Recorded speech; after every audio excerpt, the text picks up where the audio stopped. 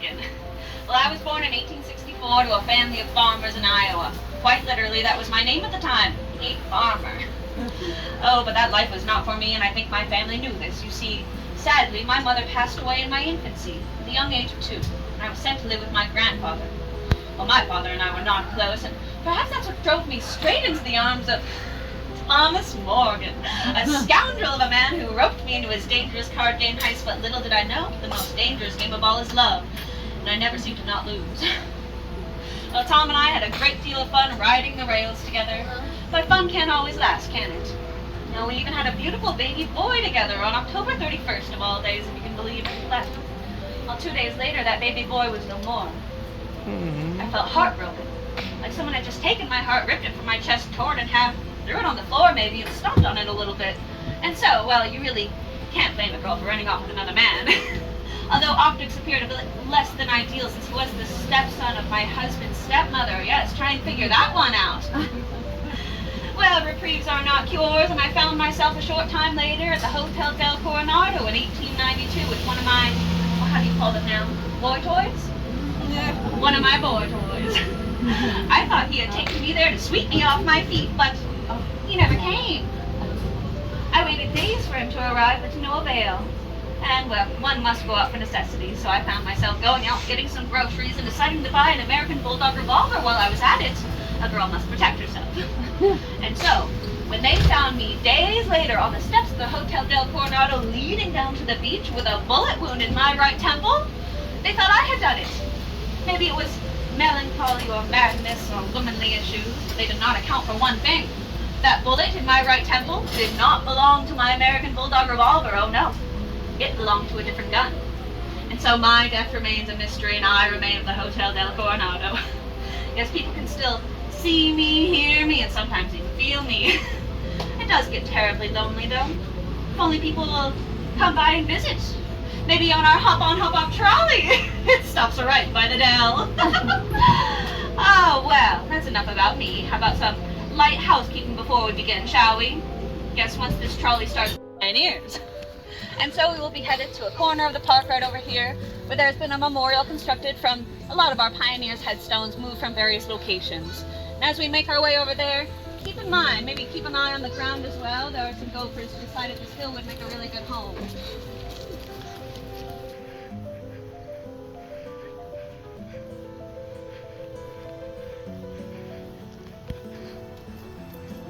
This is a park on top of a cemetery. Oh my lord.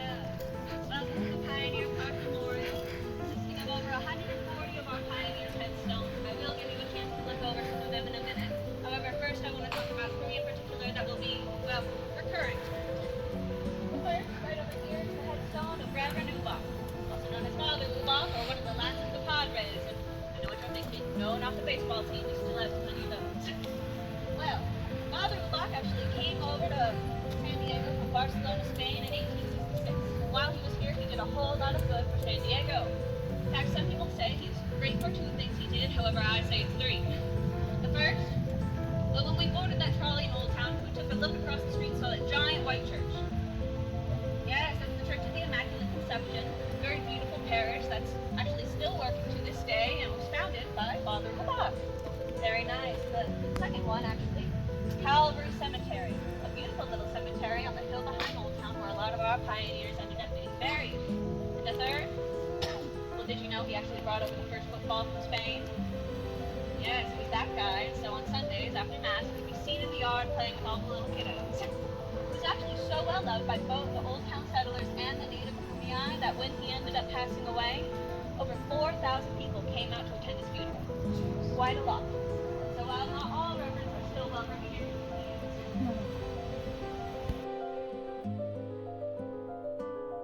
sheriff when I was around, otherwise I might not have gotten off so easily. Well, when he was done being sheriff, he actually went on and became a senator for 20 years, and when he was done being a senator, he came back down to San Diego and retired here. Well, he ended up passing away in his home in 1895, and it's actually still preserved in Old Town State Park. If you want to pay a visit, I recommend you do it maybe in the daytime. There's not a lot to see right now. Well, while he was a sober man, there's one Irishman who never picked up the bottle, and his headstone is here. He did get into a series of skirmishes with the drunkard next to him. brings us to Cave Johnson Coutts, a man of a different feather. You see, Cave Johnson Coutts was American-born in Tennessee, and while he did get a lot in his life, it wasn't really earned. No, he got it the good old-fashioned American way, through nepotism. Yes, one year he really wanted to go to West Point Military Academy, however, he didn't really have the grades. He did, however, have an uncle who was the Postmaster General, and, well, what do you know, the next year, Cave Johnson Coutts is part of that class. He actually ended up graduating the same class as Ulysses S. Grant and Robert E. Lee, another combative pair. And he was brought out to San Diego to finish his military training, although his looked a little bit different from McCoy's. You see, Cave was sent here to be the land assessor, which meant he was responsible for creating a lot of roads and streets and avenues, and naming a lot of those roads and streets and avenues after himself and his friends. That street we took all the way up here, actually, that was Juan Street, named after his father-in-law. Yes, although it's a bit too windy in my opinion. Not a lot we can do about it now.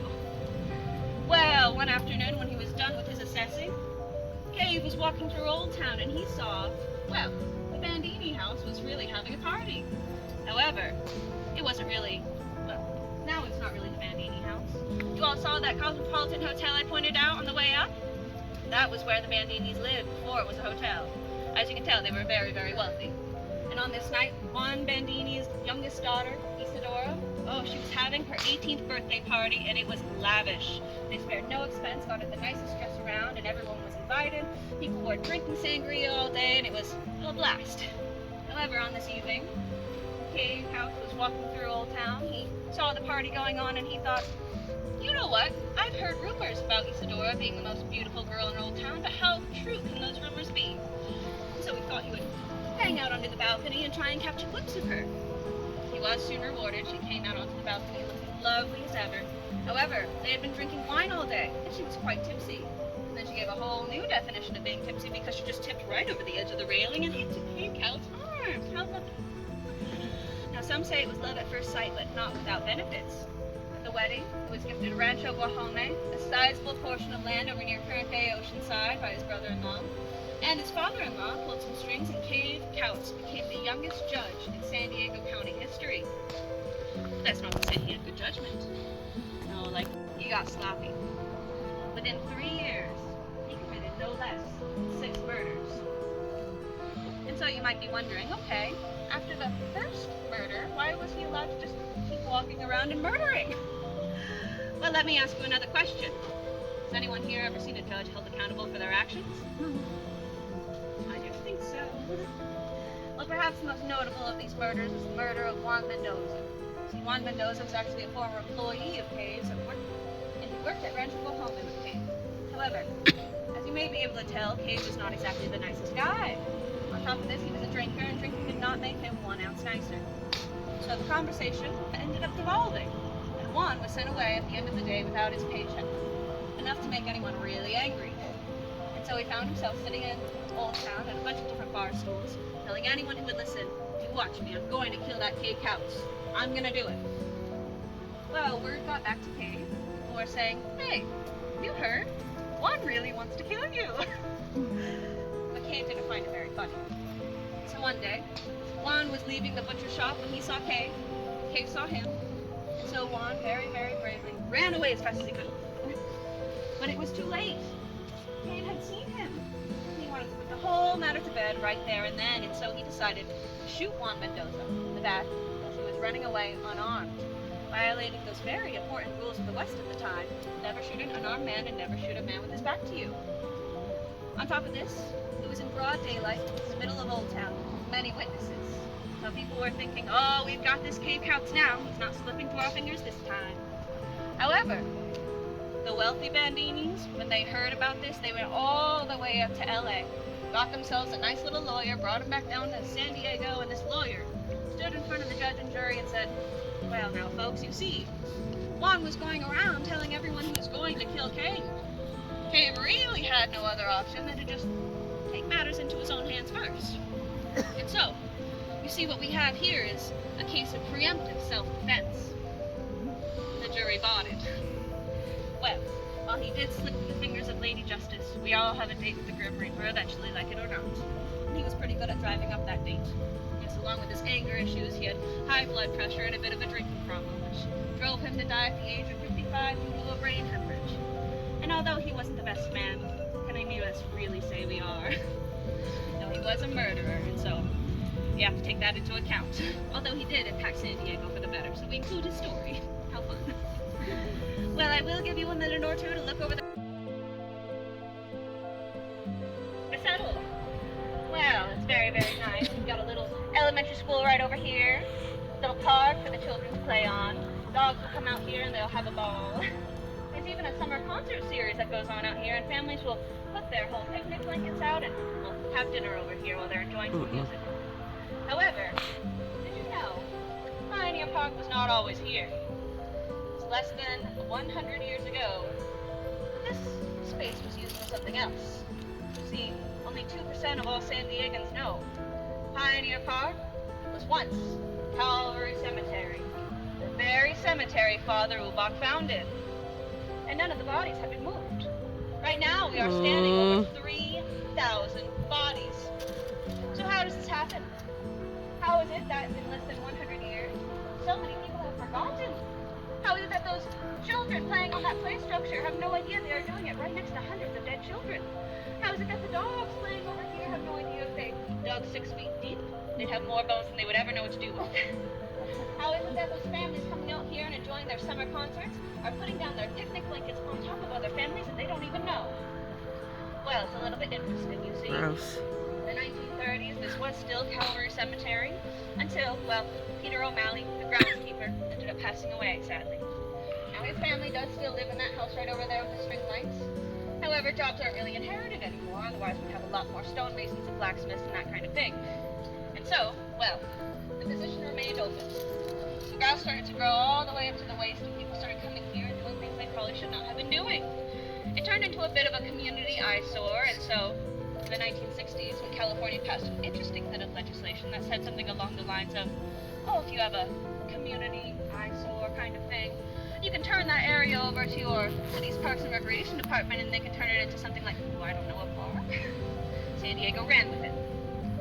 And so they really wanted to turn Calvary Cemetery into Pioneer Park, but they could not do that without first letting the people whose family members were buried here know. And so they decided to do something a little bit interesting. It was a little mean, but it got the job done. Because they took out a small bit of the classifieds, all the way in the back of the newspaper, and on it it said, if you have a loved one buried in Calvary Cemetery, you have 2 months to come and pick them up on your own dime. Otherwise, they will remain here forever. Now, as you might imagine, not many people, if any people, ended up reading that, and so everybody stayed. It's a grand old party till the end of time. And so those 2 months came and went. Those 140 or so headstones that were deemed important enough were taken out and saved. I did say they were moved, I did not tell you how far. And then the rest were just taken out, a layer of sod was put over, and before you know it, Pioneer Park, and no one was the wiser. So you might be thinking, well, what happened to those other stones? That's quite a lot of stone if we're standing on over 3,000 bodies, is it not? You are quite right, and don't worry. They were used in a very environmentally friendly fashion. They were ground up and used to make Washington Street right down there. And so, now when you know about some mysterious car crashes going on Washington Street, you know why. The spirits probably weren't too happy about that. On top of that, did you know Calvary Cemetery used to be just a little bit bigger? Yes, this is the Catholic section, or was the Catholic section. The nicer section, also Father Ubach was a Catholic, so of course it was the nicer section. But he was very kind, he also included a Protestant section. But those Protestants, they were given quote-unquote cheap seats in terms of cemetery areas. Well, when this place was being turned into Pioneer Park, some housing developers decided to come by and bid on certain portions of the Protestant section. And so in the 1970s, when those houses were finished being built and families were moving in, they had no idea. Families were very much still there already. There's even a story about a family that moved in. It was a brand new mother and father and their little baby. And one night, the mother had just put the baby down to sleep and was going out for groceries. The father was sitting at his desk doing some work and listening to the baby monitor just to make sure the baby was still sleeping soundly. And then, after a little bit, he heard the baby wake up and start fussing. He was about to go check on the baby when he heard a woman singing the baby back to sleep. He was a little bit confused. He thought, that's strange. I didn't hear my wife come back from the grocery store. I wonder when she did. But his second thought was, well, when did she start taking Spanish lessons. 30 minutes later, he heard his wife's station wagon pull into the driveway, and he knew that was not his wife upstairs. He ran upstairs to check on the baby, and the baby was fine. Actually, everything seemed just the way it was, except for there was a brand new teddy bear where there had not been one before. And so they called out the detectives. They looked for signs of breaking and entering, but they could find none. However, that baby monitor was recording, and they could hear the woman singing to the baby. On top of this, we had a driver who was a little bit speculative about how haunted this area could be, and he came out one night. He decided to do a full walk around the perimeter of the park and take a video while he did so. Now, he didn't see or hear anything. However, when he played that video later, although he couldn't see anything, he could hear children playing soccer and speaking in Spanish like it was broad daylight. But there were no children here. It was 1 a.m. No living children, however. I did mention before there are hundreds of dead children in this cemetery. In fact, if any of you are so brave, that little public restroom over there, if you need to use it, be warned. There is sometimes a little boy who can be found sitting under the sink looking for his mother.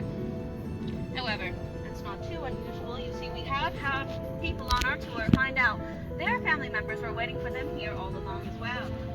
Right here are the names of 1,800 people buried at Calvary Cemetery. By far, not all of them. Unfortunately, quite a few have been lost to the test of time.